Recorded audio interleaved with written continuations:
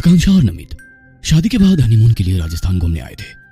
उन दोनों को साथ में समय बिताना था, इसलिए उन्होंने रहने के लिए नॉर्मल टूरिस्ट प्लेस से दूर एक पुराना किला जो वर्तमान में उस रियासत के द्वारा रिजॉर्ट में तब्दील कर दिया गया था, वहीं पर एक रूम 3 दिनों के लिए बुक किया था। दोनों कार से वहां पहुंचे।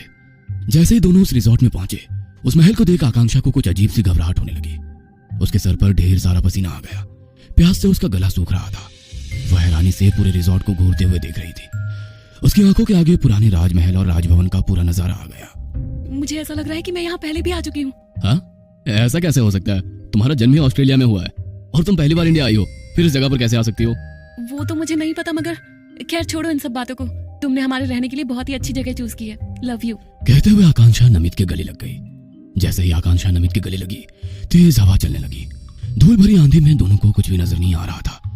आकांक्षा के चेहरे पर बाल उड़ रहे थे। जैसे तैसे दोनों रिसेप्शन पर पहुंचे। हवा के कारण आकांक्षा के पूरे बाल बिखर चुके थे। वो अपने बालों को कुछ इस तरह से ठीक कर रही थी कि किसी को उसका चेहरा नजर नहीं आया। नमित रिसेप्शन से अपने कमरे की चाबी लेकर आकांक्षा के साथ अपने कमरे में पहुंच गया। ना ही होटल के किसी स्टाफ का और ना ही नमित का और ना ही आकांक्षा का ध्यान गया कि होटल के रिसेप्शन पर आकांक्षा के पूर्ण जन्म की तस्वीर लगी हुई थी। नमित ने आकांक्षा के लिए होटल का सबसे बड़ा रूम बुक किया था। दिन भर की ट्रैवलिंग के थकान के कारण उस बड़े से आलीशान कमरे में लगे हुए पलंग पर नमित और आकांक्षा दोनों जल्दी गहरी नींद में सो गए। कमरे में पूरा अंधेरा था, केवल नाइट लैंप जल रहा था। तभी आकांक्षा के अस्त व्यस्त कपड़ों के ऊपर से होता हुआ एक काला सा हाथ उसके होठों तक पहुंच गया। उसके होठों और गालों को सहलाते हुए वह हाथ उसके होठों को मसलने लगा। पहले तो नींद में आकांक्षा को लगा कि पास में सो रहा नमित ही उसे परेशान कर रहा है, मगर उस हाथ के खुरदुरापन के कारण उसके गाल छिल गए। वह चीख कर उठी। नमित यार, ये प्यार करने का क्या तरीका है? मेरे गाल देखो, दर्द के कारण जलन कर रहे हैं। आकांक्षा की बात सुनकर नमित ने पास का टेबल लैंप जलाया और बोला, ये क्या बोल रही हो तुम? क्या हुआ? मैं तो सो रहा हूँ। आकांक्षा हैरान थी, क्योंकि ये तो उसे भी समझ में आ गया था कि वो हाथ नमित का नहीं था। इसका मतलब कमरे में कोई और भी है। उसने तुरंत कमरे की सारी लाइट जलाई और पलंग के आसपास और नीचे चेक करने लगी, मगर कहीं भी कोई नजर नहीं आ रहा था। पूरे कमरे में हल्का हल्का सा धुआं हो रहा था और जलने की गंध आ रही थी। कमरे का तापमान भी बहुत कम था। आकांक्षा ठंड से कांपने लगी। आकांक्षा, शायद तुमने कोई बुरा सपना देखा होगा, सो जाओ। ज्यादा थकान के कारण कभी कभी इल्यूजन होता है। That was not my illusion. देखो, मेरे गालों पर उंगली के निशान साफ नजर आ रहे हैं। कहते हुए आकांक्षा ने अपना चेहरा आगे किया तो सच में उसके चेहरे पर उंगलियों के निशान थे। और ये बदबू कितनी तेज किसी चीज के जलने की बात आ रही है। अभी क्या, अभी हाउसकीपिंग को बुलाओ। आकांक्षा, रात बहुत हो चुकी है। इस समय तो शायद रिसेप्शन पर कोई मौजूद नहीं होगा, क्योंकि ये होटल शहर में नहीं बल्कि जंगल में है।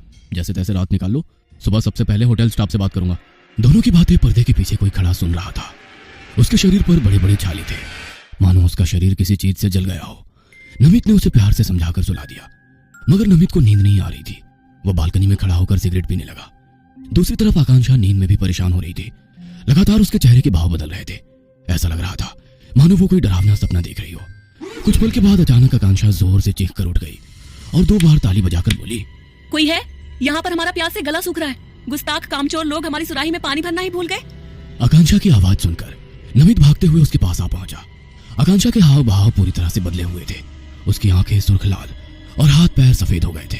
डरते हुए नमित ने जैसे ही आकांक्षा को छूने की कोशिश की, आकांक्षा ने उसे तेज धक्का दे दिया। राजकुमार आदेश, तुम्हारी हिम्मत कैसे हुई हमारे कमरे में दाखिल होने की? हमारी दासियां कहाँ हैं? यहाँ पर कोई भी नजर क्यों नहीं आ रही है? आकांक्षा की बातें सुनकर नमित हैरान था। उसे समझ नहीं आ रहा था कि ये सब क्या हो रहा है। आकांक्षा, क्या हुआ है? इस तरह क्यों रिएक्ट कर रही हो? कहते हुए उसने आकांक्षा के कंधे पर हाथ रखा तो आकांक्षा गुस्से में चीख पड़ी। बार बार गुस्ताखी। कौन है ये आकांक्षा? राजकुमारी पत्रलेखा से इस तरह की बात करने की तुम्हारी हिम्मत कैसे हुई?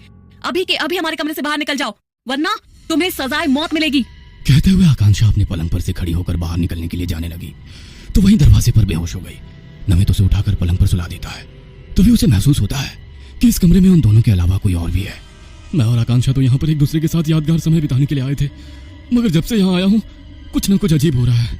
कल ही यहाँ से आकांक्षा को लेकर चला जाऊंगा। अगली सुबह जब आकांक्षा उठी तो वो पहले की तरह नॉर्मल ही थी। उसने हैरानी से नमित की तरफ देखा। वो उठी तब तक नमित ने रिपैकिंग कर ली थी। ये सब क्या है नमित? हम तो यहाँ पर कुछ दिन रुकने वाले थे और तुमने तो अभी से ही पैकिंग कर ली। मुझे यहाँ पर कुछ अच्छा नहीं लग रहा है। हम लोग किसी और रिजॉर्ट में रुकेंगे। कल रात की बात को इतना सीरियस ले रहे हो सकता है मैंने कोई सपना देखा हो। भूल जाओ सारी बात को। ये रिजॉर्ट कितना खूबसूरत है। कहते हुए उसने अपने रूम के खिड़की के कर्टेन हटा दिए। सामने स्विमिंग पूल नजर आ रहा था। उसी पूल के पास एक आदमी खड़ा था जिसका शरीर पूरी तरह से जला हुआ था। वह आकांक्षा के कमरे की खिड़की की ओर ही देख रहा था। उसकी भयानक शक्ल देख आकांक्षा की चीख निकल गई। आकांक्षा की चीख सुनकर जैसे ही नमित खिड़की के पास पहुंचा, वहां पर कोई नहीं था। नमित ने आकांक्षा का हाथ पकड़ा और अपना लगेज लेकर उस रूम से बाहर निकलने लगा। जैसे ही आकांक्षा उस रूम से बाहर निकलने लगी, उस कमरे के भीतर तेज हवाएं चलने लगी और दरवाजा अपने आप बंद हो गया। कमरे का तापमान बहुत गिर चुका था। आकांक्षा ठंड से कांप रही थी। तभी उसे अपने सामने वही साया नजर आ रहा था जो कुछ देर पहले खिड़की से नजर आ रहा था। कौन हो तुम? राजकुमारी पत्रलेखा, मैं तुम्हारा अर्जुन हूँ। हमने तो साथ में जीने मरने की कसमें खाई थी, फिर तुम मुझे यहाँ अकेला छोड़कर क्यों चली गई? आज मैं तुम्हें अपने साथ ले जाकर रहूंगा। कौन पत्रलेखा? कौन अर्जुन? तुम्हें कोई गलतफहमी हुई होगी। ये मेरी आकांक्षा है, जिसका इतने वर्षों से इंतजार कर रहा था। उसे पहचानने में कैसी गलतफहमी? मेरे लिए ही इसका पुनर्जन्म हुआ है। और राजकुमारी पत्रलेखा, राजकुमार आदेश, पिछले जन्म में तुमने राजकुमारी पत्रलेखा को पाने के लिए मुझे धोखा दिया था, मगर अब तुम हम दोनों के बीच नहीं आ सकते। कहते हुए उस साय ने अपने हाथ आगे बढ़ाते हुए आकांक्षा का हाथ पकड़ लिया। साय का हाथ इतना करीब आने से आकांक्षा जोर से चीखने लगी। छोड़ दो, मुझे जाने दो। इस जन्म में सिर्फ तुम मेरी हो। अर्जुन को याद करो पत्रलेखा, कैसे इस आदेश ने हमें धोखा दिया था। इसने मुझे एक कमरे में बंद कर जिंदा जला दिया था और फिर धोखे से तुमसे शादी की थी। आज नियति को देखो, उसने मुझे अपना बदला लेने का मौका दिया है। कहते हुए उसने आकांक्षा की आंखों पर हाथ रखा तो आकांक्षा को अपना पुराना जन्म याद आ गया था कि कैसे आदेश ने धोखे से अर्जुन को एक कमरे में बंद किया और उसे जला दिया। फिर अर्जुन के कपड़े पहनकर राजकुमारी पत्रलेखा से शादी की। अर्जुन, अर्जुन, मैं तुम्हारी थी और तुम्हारी ही रहूंगी। मुझे अपने साथ ले चलो। कहते हुए आकांक्षा ने नमित का हाथ छोड़ दिया और उस साय का हाथ पकड़ लिया। अर्जुन की आत्मा ने अपना हाथ उठाया और अपने हाथों से जैसे ही नमित की ओर इशारा किया, नमित का शरीर जलने लगा। उस साय के साथ आकांक्षा की आत्मा एक हो गई और अर्जुन की भटक